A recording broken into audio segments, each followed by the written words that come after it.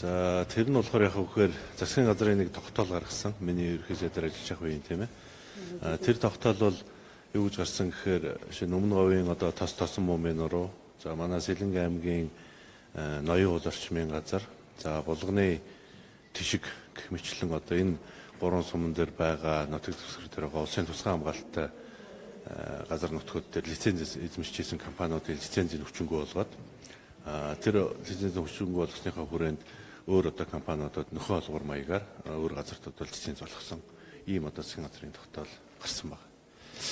За энэ тогтоолтой холбоотойгоор бас тодорхой хэмжээнд тэр тогтоолд хамрагдсан одоо нэг аж ахуй нэгжээр нэгжээс одоо намайг өөрийнхөө одоо эзэмшлэх компани дээр лиценз шилжүүлж авсан гэдэг ийм мэдээлэл бол сошиал дээр гарсан тийм ээ. Энийг тавхан санаж байгаа. Гэхдээ энэ хүрээнд хуулийн хэлтийн байгууллага бол шалгаж байгаа. Ер нь бол яг хав тэр тосон мумын нуруунд лиценз эзэмшижсэн компани бас тэр хавьдаа бол газар авсан юм байлээ. Тэгээ авсан газар дээрээ бол хайгуул хийж үзээд тэндээс нь бол одоо тодорхой хэмжээнд юм олдоогүй. Олдоогүй учраас бол шилжүүлсэн өөр компани дээр.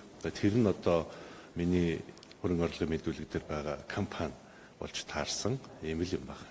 Тэгээд энийг одоо хуулийн хэлтийн байгууллага нь шалгаад тогтоогоод гаргаад ирэх байлгүй. Тэгээд харамсалтай нь одоо хэвлэл мэдээллийн хэрэгслэр энийг буруу зуруу ойлголтоор ард иргэдэд төрүүлэхийн тулд тодорхой зорилго бүхий одоо хүмүүсийн хийж байгаа янз бүрийн одоо буруу ташаа мэдээллүүд бол гараад байгааг харамсаж байна.